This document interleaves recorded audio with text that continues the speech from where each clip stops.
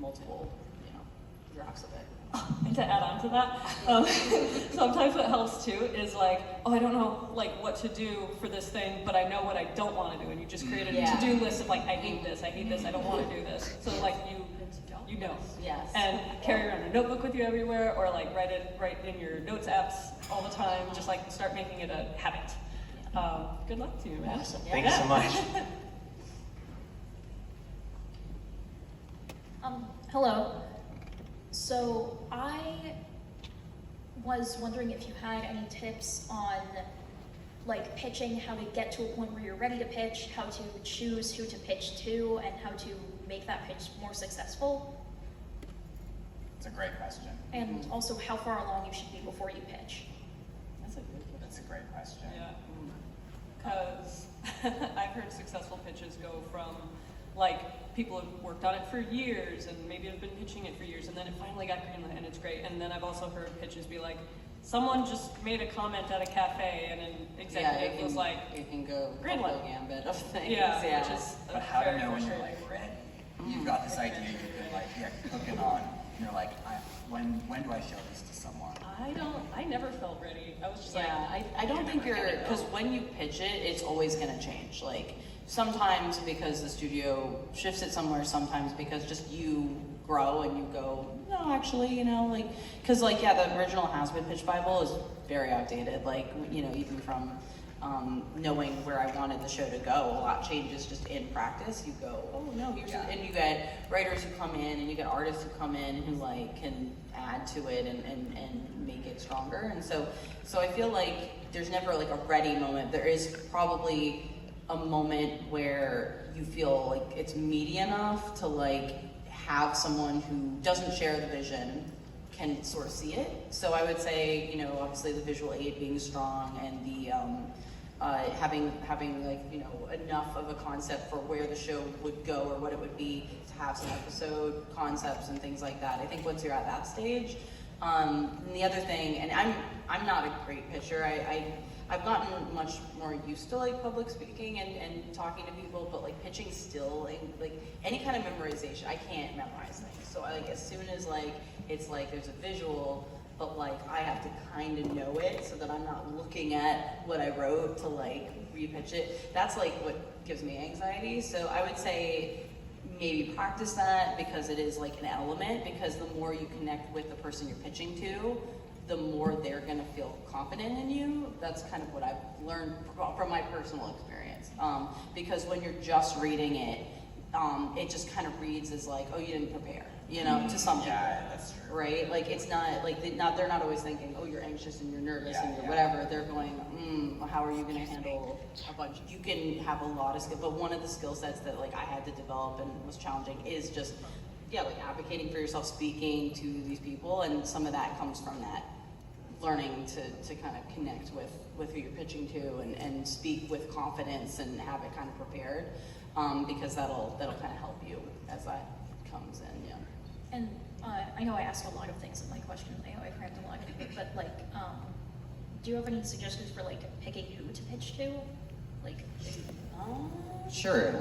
I think at the beginning you should definitely find someone who you're comfortable with. You know what I mean? This is a new idea and you're getting used to the idea of sharing it. You should definitely pitch to someone who's close to you and who you trust. I think it's tricky to find someone who you creatively trust, but you need to sort of find a way to separate between someone who is making your work better and making you feel more confident and someone who's kind of bringing you down. You know what I mean? Because there's a lot of potential writing partners who actually are not helping you, and you need to, and we get paired with them all the time, you know what I mean?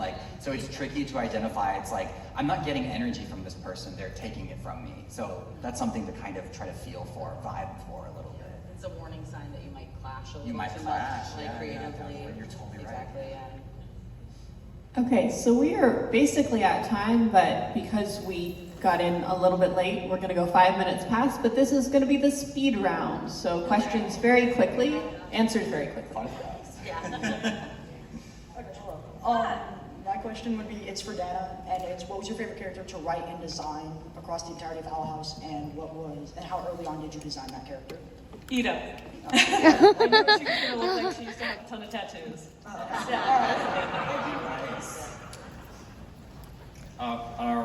Charles Pomeroy, handle Tune for Thought. A few of you might have seen me.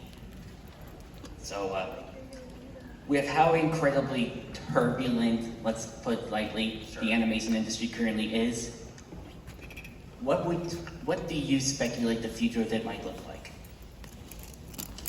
Man, if we knew. We'd be millionaires. Well, I did say speculate. Yeah, I mean, I can speak to what I'm hopeful for. I'm really hopeful that indie animation kind of rises even more than it already has, because obviously my show wouldn't exist if I didn't make it myself, and the studios had faith in it. And I feel like there's a possible turn of more of these projects being created by passionate teams and finding success through audiences, and there's nothing stopping people from creating these things and putting them out there. And I'm hoping that, with projects like mine being like kind of entered into the industry that way, more of these studios are starting to, can help to like fund these amazing ideas, but also keep more of the control in the hands of the creative artists, because that's kind of how my show is working out. And I'm really hoping that more shows are like this, because I think it could be at least a good tide. Obviously, I have no idea if that'll happen. I really hope so. So I'm hopeful. I agree with that logic. Yeah. Thank you. I completely agree. I hope to see more of that. Yeah, I agree too. I hope we're gonna see kind of the death of the middleman. Yeah, that's Like, a great way. yeah, like with Glitch and Has-Been. Unalive of the death. I'm sorry. Yes, the unaliving of the middleman. That like, we'll see a future that is more direct to consumer, like from the artist to the consumer, and not like some person in the middle who doesn't know what they're doing. Alrighty, thank you. This question's for Matt. I just want to say, how does it feel from going from a show creator to a co-director? Would you say the people management part, like you managed in the beginning, is more difficult, same, or less stressful, or more stressful? And you guys can speak to this too, but like the people managing part of show running and directing is the giant kind of like most difficult part that like no one trains you for, and that you kind of just have to do and learn and experience. I think that like, right now, directing, so I'm trying to get a movie off the ground at Sony. It's very early days, so it's actually just me and a couple other people. So it's very small right now, you know what I mean? And so that's been different for me too, because I miss having so many people to interact with. Thank you. Have a nice day. You too. Thank you. Hey guys, I just had a quick question. As a voice actor, some of the lines are really funny, but they don't make the cut. What's one of your funniest bloopers from each of your shows? That didn't make the cut. That didn't make the cut. Oh my God, there's one there's a really funny line in like our second episode, Best Franz, where Hop Hop is like looking out the blinds and he's criticizing all the other frogs in town. He's like, they're prejudiced, they're horrible, they have closed minds. And then he turns and he's like, not me, of course. Because like, there was no time and stuff, but I quote it even to like my wife at home. But it's like, it's not in the show. You know what I mean? I love that you had one ready, because I was like, I don't remember. We have a bunch of Hootie lines. Alex just goes off the rail with improv when he's doing Hootie. Love Hootie. And I'm not surprised. He just like starts like, I can't do it. Let's But like, hear it. he'll just start like dropping the F-bomb and like Hootie's voice.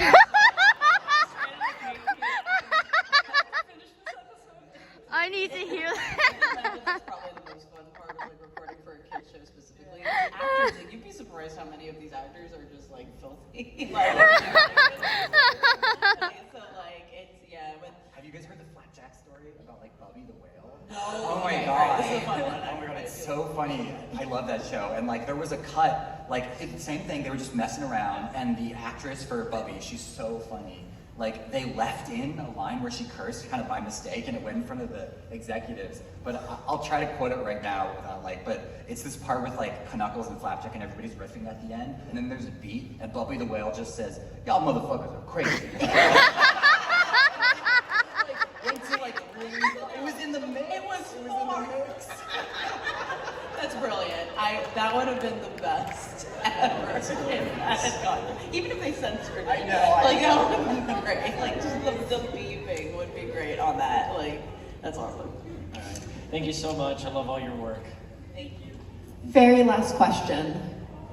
Oh no, I'm sorry. Hello, I hope you all are having a wonderful day. So my question is, as someone who is currently studying concept design and illustration, what are some things you look for in a portfolio that you find could fit the style direction of the show that you are, running and show running? Right. Yeah.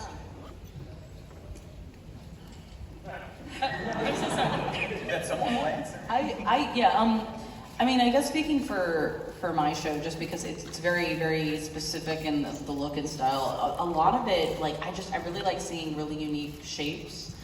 Shape language is big for me, so it's something that, like, I'll get really, like, picky about, because sometimes our board artists, like, will add this, like, brilliant shape language, and I'm like, that isn't exactly what it looks like, it's so good, and sometimes to put the characters more on model, you lose that, and I'm like, no, but, like, so I love shape language, so obviously in concept art and in design, that's a big thing. And color for me is big. Like, I'm so blown away by, like, amazing, like, people who are just have this incredible knack for color and color keys and things like that. So for me, I'm very drawn to strong colors and strong, like, shape language in reels and stuff like that.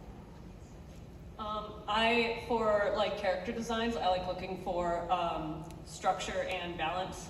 If a character feels like I can see them, like, turning in my mind, I look for the skeleton underneath the skin, and, like, this is just for my show and stuff I want to create. Because I saw Ghost in the Shell when I was, like, 10 years old, and I was like, oh, That's metal. yeah, that's metal as fuck. Colors, I always like looking for well, for Owl House, like, I just let my art director do his thing because he was freaking amazing. But personally, I do look for people who can balance between, like, something fantastical and unique and beautiful and colorful, saturated, and then also can switch to a more realistic ambiance. Like, people who can do a variety of things, like go from something super, super stylized to something, like, super, super realistic, or, like, super colorful to something more monotone. If you can do a little bit of everything, you can work on any show. Variety is, like, so important. Is your work, your portfolio, is this more background design or character? What are you specifically? Character, I would like to work for, like, Mattel and Monster High. Nice, nice. Oh. But as someone who just wants to get out there, start, because I don't know where I'm going to be after graduation. Yeah, 100%. It's like, I would like to just build up my portfolio to, like, work on anything, Yeah. animation, game, Yeah. anything like that. Since it's character, I would say, character design is storytelling. So also look for those little details and those poses that can really tell a story. Like, if your character loves music, does she have a harmonica in her pocket? Like, just those little things that really let the person know, like, hey, I'm more than an amazing draftsperson. I'm also a storyteller. Yeah, and on a specific note, just because I did a little thing for Mattel for Monster High for, like, 5 seconds. Ooh. The biz dev thing that never saw the light of day, never will. But as somebody who's done that, I believe, like, also fashion is huge, because it's also, there's a practicality to it, because they're making something that they want to turn into merchandise. It is a slightly different mindset for design, so you have to kind of make sure it's practical to make and it's cohesive across all of them, like, or whatever style you're using is, like, cohesive for the whole line of characters. But it is really fun because, obviously with brands like that, they're trying to reinvent them, and do something different. So there's always, like, tons of freedom there. But yeah, like, specifically for design for things that are going to be, like, for companies that are going to turn it into merchandising, that's just a slightly different way to go about it. So you just have to make sure that they can make it, because then they'll go, yeah, so. Thank you so much. I appreciate your time. Of course.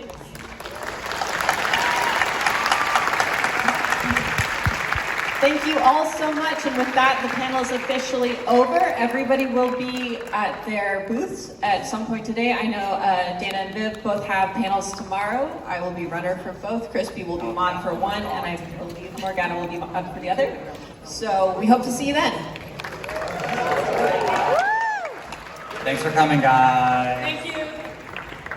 Yes, Caleb! It was the first Caleb I've ever seen! And I was telling them how cool it was. I was like, no one ever does Caleb. And because I was like, are you from the picture? And then they had me hold the knife. I was like, this is kind of morbid. You want to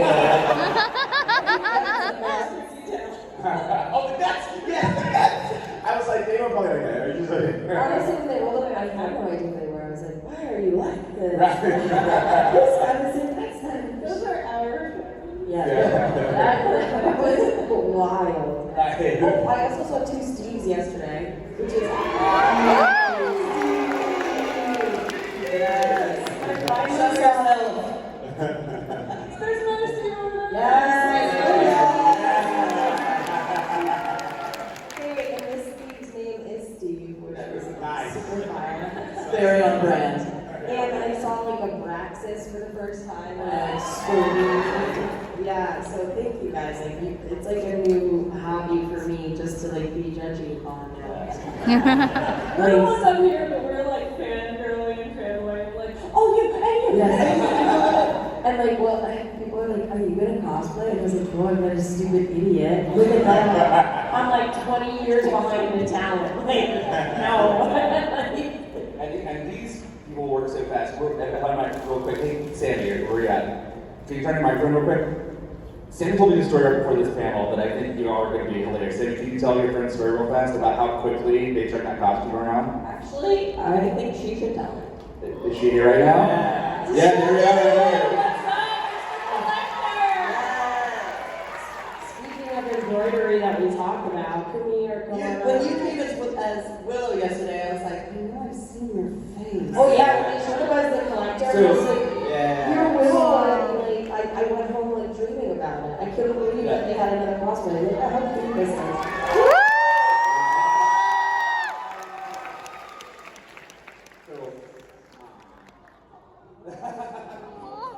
Normally, obviously, it's not to perform this panels, but like the story that I heard earlier blew my mind. Yay! And then like explain, because you told me all these crazy facts. Yeah, there's a lot of like little tiny details in this. So the day that the episode with the collector's final form dropped, I could not sleep. So I made the costume in 6 hours so I could wear it to You were here when you watched it, and then the next week showed up with the outfit. Wow. And you showed up and I was like, Yeah. I don't even think I could draw the collection. I was like, Mystery Shack was like, you gotta come over here. And then like it went viral and I was like, oh, my name's not on any of it. But it's okay. It's like, so when I remade it, I custom designed all the embroidery for it. So this one took 60 hours. Right? Yeah. So, Nikki, when are you doing this cosplay again? So it's fully embroidered from the bottom to the top with like little designs. It has little like moons and stars on it. There's like little collectors all in here. I was like, tiny collectors. The collar has like the Titans from the title card on it. I don't know how y'all do it. You're kind of detail. Like, you guys created these things pulled together, so. I couldn't put it on the bag that I made you. I couldn't put the little Titans on there. I think you spent more time on this costume than I spent working the whole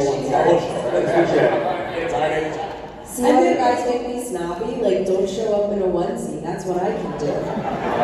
You know, like, I put on my honor that someone else made. I put on my honor. I mean, I'll give you something. Like, I'll give you something, girl. So we'll talk after the panel, so. Round of applause. It's the only thing you'll ever see me in again. I can't eat those things. No.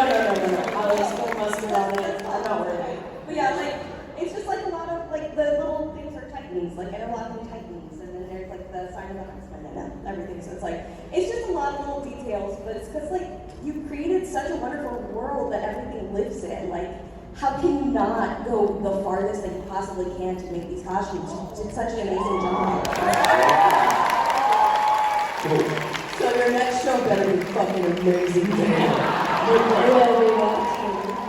So with this, I will start converting to audience questions. I'm going to ask them one more question. If you'll go ahead and start lining up there in the middle. Wait. Before we do questions, please. We always say at all of our panels, even when Dana's not with us, please no headcanon. The show ended exactly as it was meant to. And any headcanons that you have that make you happy, please keep them. Disagree. No ships, and don't ask me if I want Hunter or Moose to get together, because I can tell you right now. God, no. It's unholy, and I don't support it, so don't ask me to forgive you. Okay. So real quick before we go to our questions. Oh wow. Okay. Yeah. And You're just welcome. cis male, and like I discovered my queer identity only in the last year of life because that's how society and culture is run. And to see what this show has done has made me, and I think we talked about this a little bit last year too, so myself, thank you for indulging.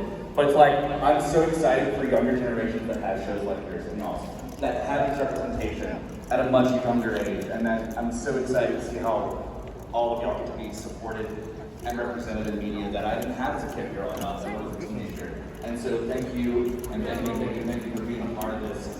Oh wow, this line is long. Our people a chance to live out.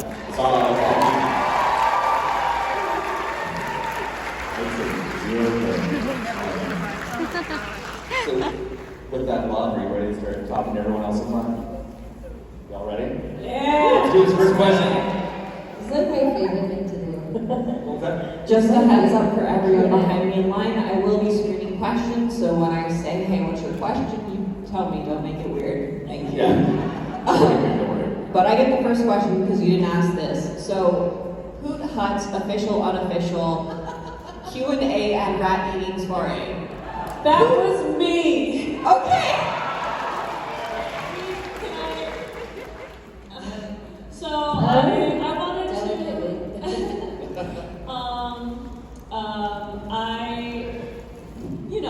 just calling it the Owl House Cast Q&A, it could be cute and all, but I was having a moment. And they kept asking us what we should call the panel, and we were like, yeah, what should we call the panel? Should we just call it this? And I'm like, no! And so I typed this in all caps, like, it's the rat eating soiree! yeah, and then they said to me, do you like this name? And I was like, I can't imagine anything better. I was telling Dana last night, I'm really disappointed you guys. We should have thought of it like after bakeries were closed, we should have gotten like all these rat cookies, and we just been up there like the whole time. But I messed up, and to you, I But apologize. okay, to be honest, if we were like eating rat cookies while talking into a microphone, that could have been like. I would have done it. You brought rats for us, right? They're backstage. We're okay. We're backstage. Rats for everyone. That's why. Look under your seats. No, don't do that. All right. Yeah, I know. So kind of in a related note, I was going to ask, Adventures in the Elements, there's a exchange that goes on where, guess what day it is? Is it your birthday? And then Hootie goes, it's my birthday.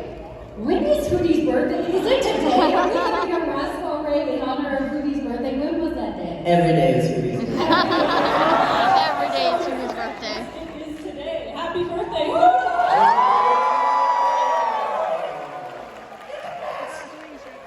Happy birthday to the Hootie on your t-shirt. My question is for Dana, because I actually already asked Zeno this at a different convention. What would Hunter's first day of Hex Ed be like his official first day, like for real, not just undercover? His first official day, I feel like it would actually be similar to Luce's, but somehow a little more chaotic. Oh, no. He wouldn't know what class to attend. He would walk into the wrong class. He would get lost in a hex lab. Taking a class with like the detention monster. That's Oh, no. And he would just be taking notes like, oh, that's so interesting. Actually.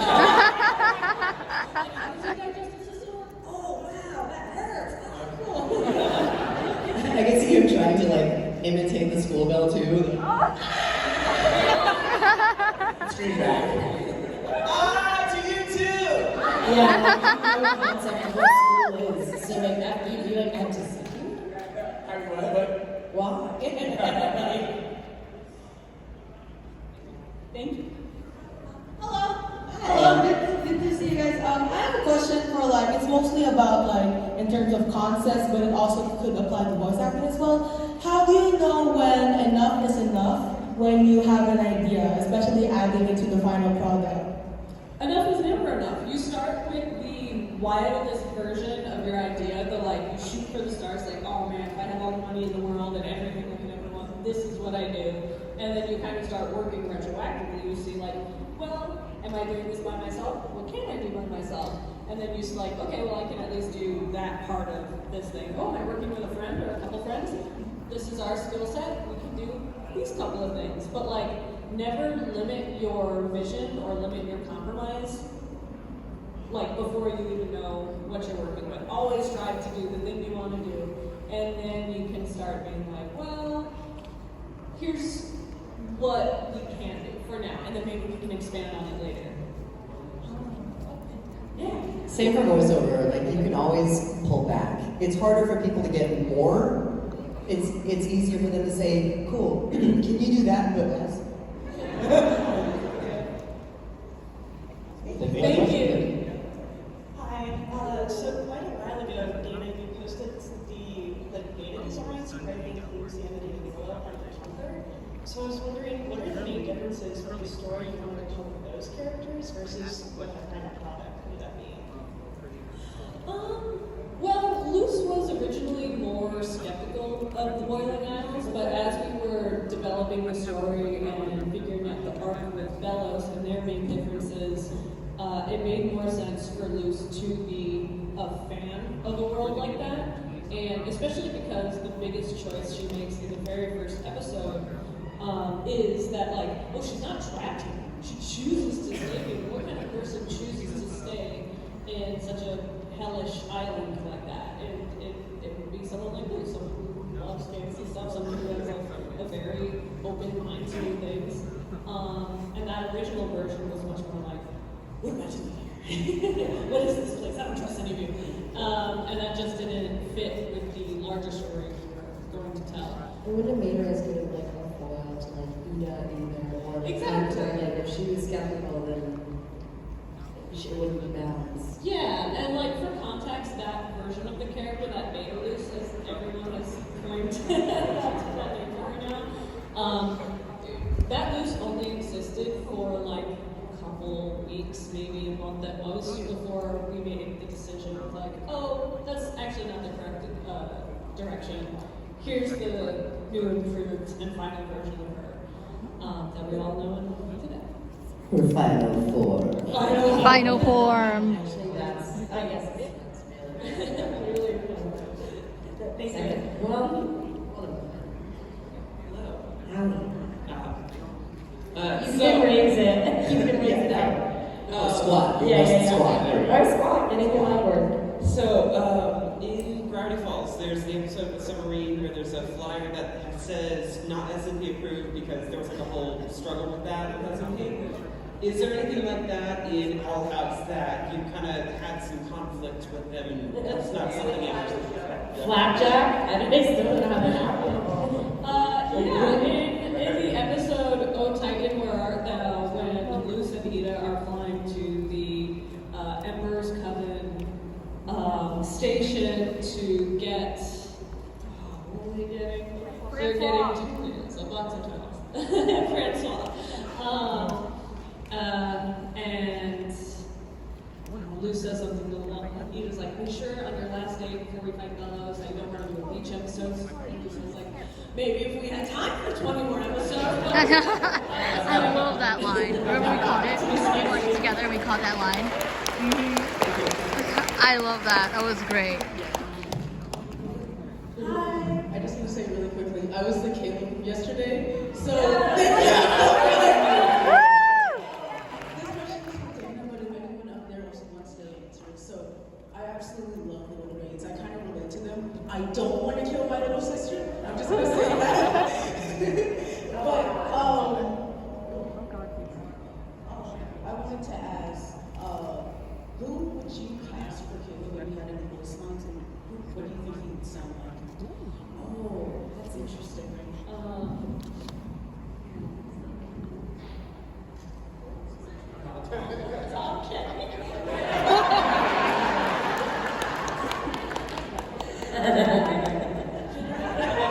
That laugh. I would, well, now I can't think of Me too.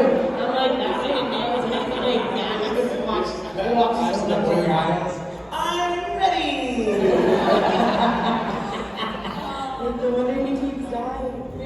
the opportunity, Steve Bloom did do a little work for us.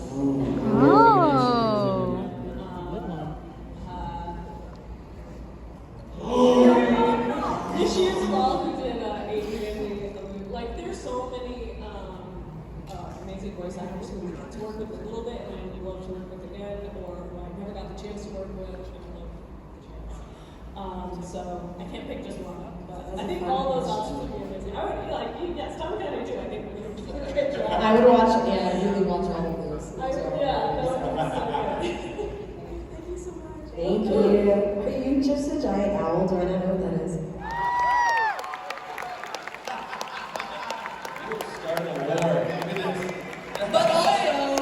But also puberty, right? That's when they're 14. That's when they're 14. Thank you for the question. So Luna's taller than Amity? I don't know why, but I think that's really cute. I need to see the tweets now. Dana Terrace is wrong. She knows what she's talking about. Look at this break in episode 16.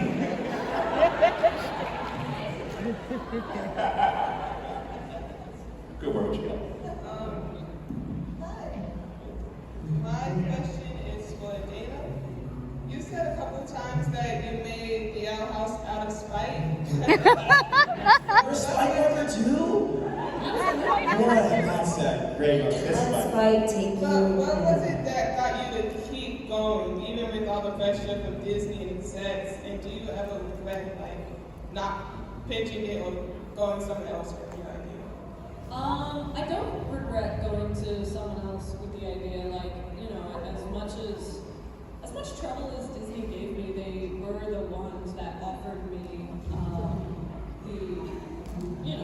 the budget that allowed it to be as pretty as it is, and they did allow me. They were the only studio that was interested in a 22-minute episode. 22-minute episodes, because whenever I pitch somewhere else, they're like, cool. Can these be 11s? And I'm like, I don't think that would be good for this story.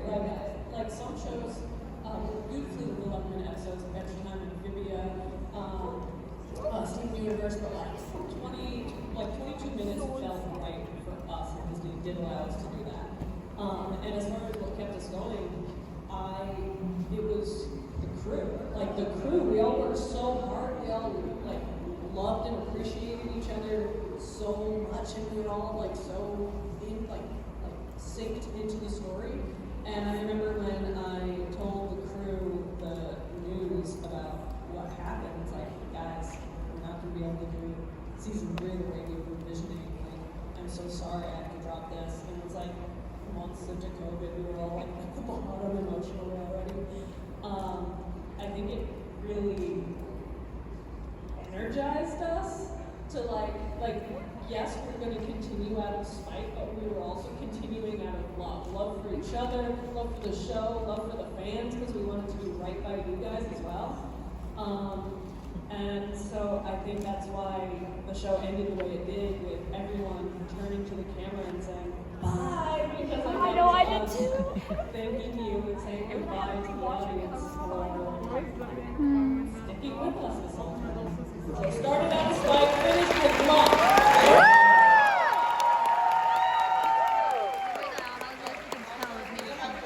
Bye every time we say goodbye to each other.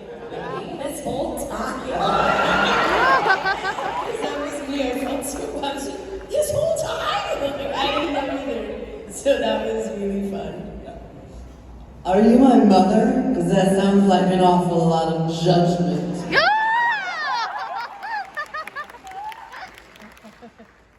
Well, maybe I'm an idiot! Dana? I quit!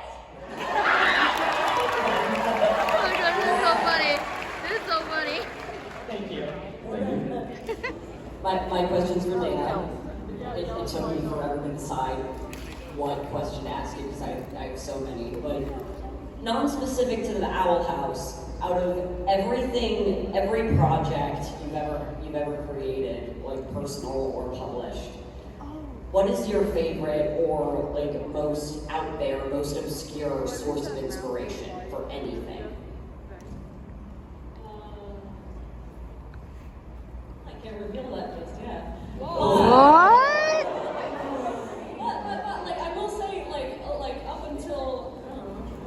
months ago. Owl House was that project because there are a lot of obscure. It's like the Owl House really like heightened my appreciation for Hieronymus Bosch as an artist. Thank you. Oh my God, that makes me so happy. Yeah, like we pulled inspiration So from juicy and fascinating. Hieronymus Bosch. This author called China Mieville who does Iron Council for Europe. There, our art director is also well versed in art history. We pulled a lot of inspiration from 18th century Dutch painters for our architecture and our backgrounds. And everyone on our crew was just such art nerds. In the future, I would love to do like a master post of like all the inspirations we took from for our style. So like, I'm so happy to hear that you you started looking at Hieronymus Bosch paintings. I love art history. It's my brand. Yes, awesome. That makes me so happy. Thank you. Hi, so this is probably one you've been asked elsewhere before, but I wanted to ask, because of executive meddling, we all know season 3 ended up being abbreviated. So I wanted to ask what episodes we might have gotten in season 3 if that hadn't happened.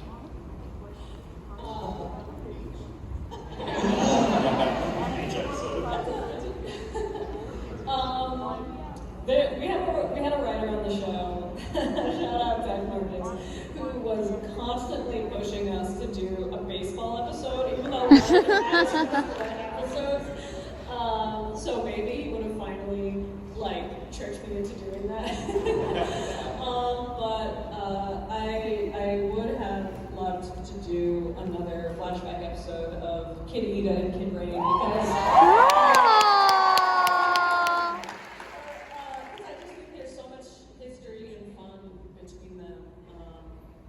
That would have been like my guilty episode, just for me.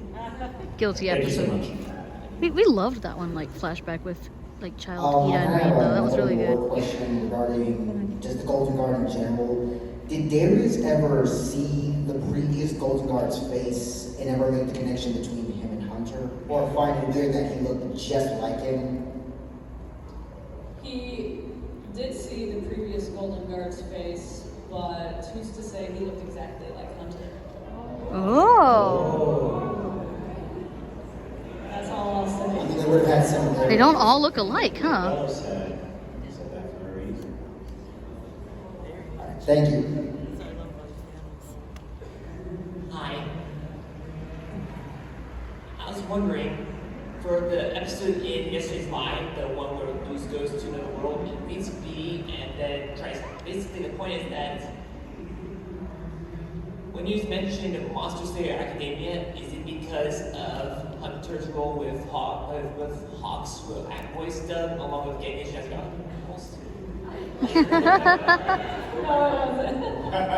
No. It was actually just because we had some crew members who were fans of My Hero, and it's just like we looked around my brain a little. Oh, it wasn't Amy J reference. That's cool. I mean, we got Sailor Moon references in there, obviously. Soul Leader, Oh. Academia, Back in the Woods, Indie Game. Was there a My Little Pony one on purpose? Kind of when I asked her. So lots of little references, and it's just because we were fans. I need a list of all their references. Thank you. Just a heads up, technically we're out of time, but we started a little late, so we're going to push just a few more questions for the next couple of minutes. So we'll try to get through 2 or 3 if we can. So let's see what we got.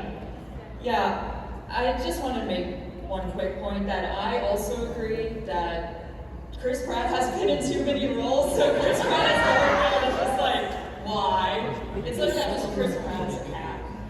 But the question I wanted to say was, well, I've grown up as both a weird kid and a queer kid, so seeing that representation in the show was just like amazing, especially with the character of Luz. So I was wondering, did the character of Luz and like her personality and how she was come first, or was it the Boiling Isles and that amazing world that you created that came first, and Luz was just like inputted into it? Well, they kind of came at the same time. Like I said, like even with Luz's original personality of being more skeptical, like I already was imagining that character in this demonic world made of like bones and guts and bloody grass. I just thought that's why it's red. It's like, oh, it's made of guts. Anyway.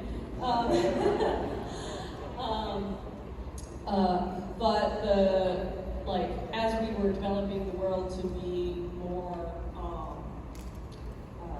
little more scary feeling, a little more like dark, her more bubbly, positive attitude started coming more to the surface because it's just a good contrast. Like contrasting elements in a story, whether it's between a character and a character and environment, is just more interesting to write and to watch.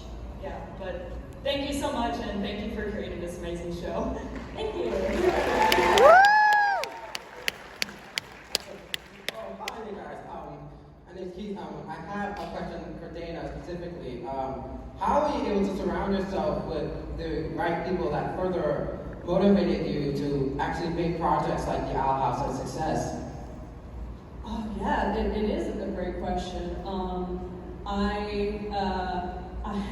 very skeptical of people who promise me the world. So actually, whenever someone comes and they want to collaborate with me, and like I can do anything you want, I'm like, can you just like be nice though? I'm fortunate enough to work in an industry where I had already been working for a couple of years, so I knew the artists, a lot of the lead artists that I was working with. I already knew they were dope people, that they had good personalities, that they could work well with others. That's such an important thing. Like this is a team effort, so we all need to be able to work on a team.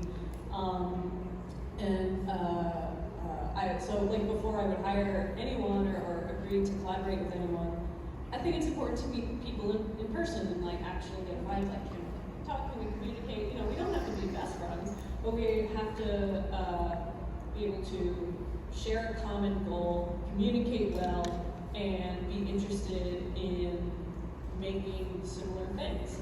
And so when we do get bad news, or when we are put in a corner, we know how to work well together to problem solve, find solutions. Thank you so much. It's fun to meet you guys. Great to meet you. Thank you so much. And just for the sake of time, this has to be our last question, so I apologize. I'll be in line. Thank you. It's our last one. We will be at our tables after this, though. Absolutely. Hi, I just want to say thank y'all for making a damn good show. And my question is, what do you think the music taste of each member of the Hex Squad will be? Ooh.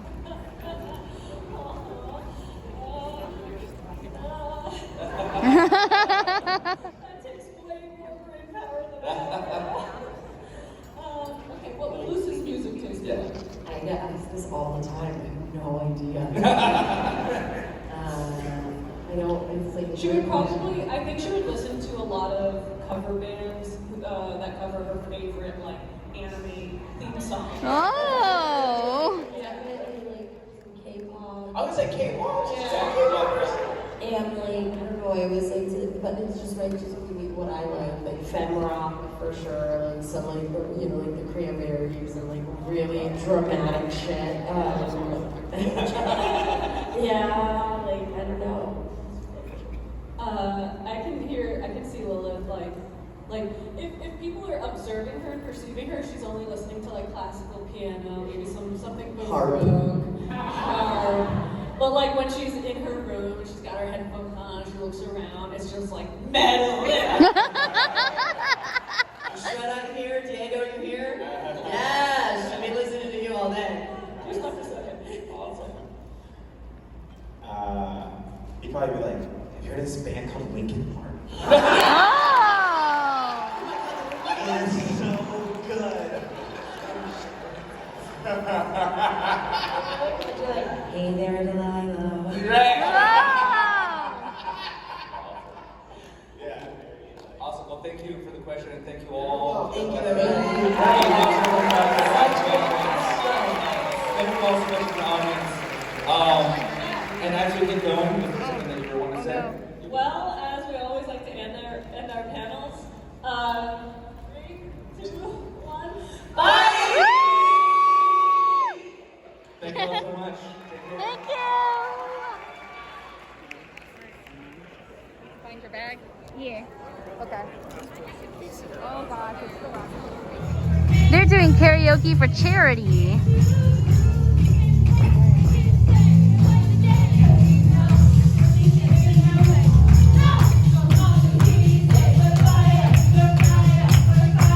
It's almost time for the Sisterhood Recruitment Drive, which is the concert I'll be performing at.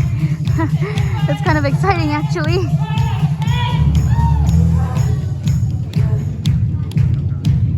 I'm next to Halia and her family.